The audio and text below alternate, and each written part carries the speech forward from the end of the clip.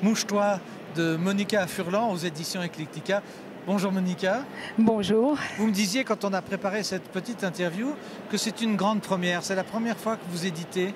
Oui, tout à fait. Mais j'ai un autre ouvrage qui est en préparation pour la fin de l'année, qui sera un roman policier humoristique.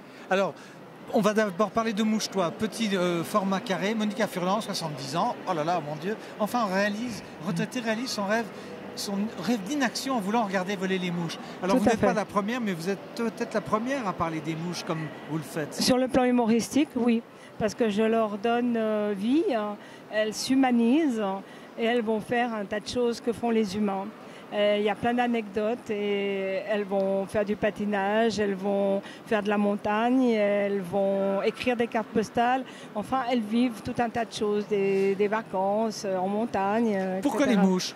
Pourquoi les mouches? Ça date de mon enfance, où j'entendais ma famille qui disait toujours « Oh, je voudrais bien être une mouche ». C'est vrai? Par curiosité. Oui. Pour quand le père Dupont déménageait, ma mère disait « J'aimerais être une mouche pour aller voir son nouveau fauteuil ». Mais alors vous avez mis quelques années à réaliser votre rêve en écrivant. C'est la première fois que vous éditez, mais vous avez écrit avant. Oui, j'ai écrit beaucoup d'autres choses, oui. Donc un recueil de poèmes dans les années 80. Et j'ai été rédactrice d'un journal d'une association des propriétaires de bateaux à Genève. Ah. Donc c'est moi qui écrivais les potins du bord. Oui. J'ai fait des poèmes, j'ai fait un petit journal pour les enfants. Voilà, c'est pas mes premiers essais d'écriture. Si vous dites là en cas de couverture que vous étiez retraité, vous avez donc travaillé dans votre Oui, vie. Bien sûr. Mais pas dans le livre? Non, pas dans les livres, non, pas du tout, absolument pas. C'est indiscret, vous demandez votre métier? Non, pas du tout. J'ai été d'abord secrétaire au tribunal. C'est trop pratique parce que vous savez taper vos textes.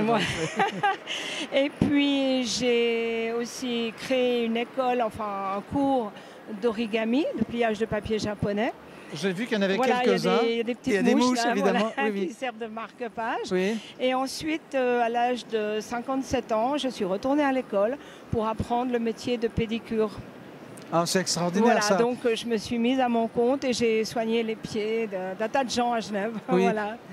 On aura ça sous forme de littérature un jour ou l'autre? Parce qu'on apprend la vie des gens, paraît-il. Peut-être des mouches pédicures, pourquoi pas? Les mouches pédicures, oui.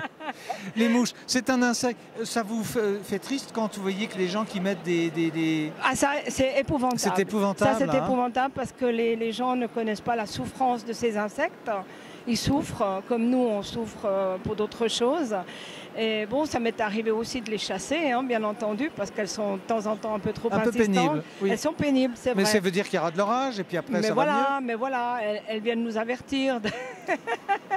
Non, mais c'est vrai que moi, je suis une grande amoureuse des animaux.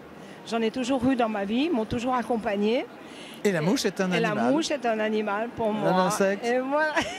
Alors pour vous rassurer, pour vous dire pourquoi ça m'intéresse votre livre, c'est que j'ai un copain qui a fait une thèse universitaire pour savoir si la mouche se posait en looping ou bien en tonneau. Ah d'accord, d'accord.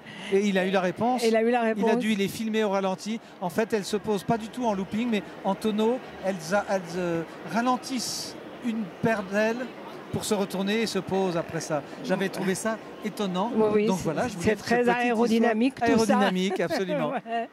Non, mais c'est vrai que c'est un monde de tous les insectes, tous les animaux, la nature, c'est un monde fabuleux. Ça vaut la peine de s'y accrocher. Alors voilà, alors quand on en fait des livres, c'est encore mieux. Aux éditions Eclectica, Mouche-toi de Monica Furlan. Merci beaucoup, Monica. Merci à Monica. vous, c'est gentil, merci.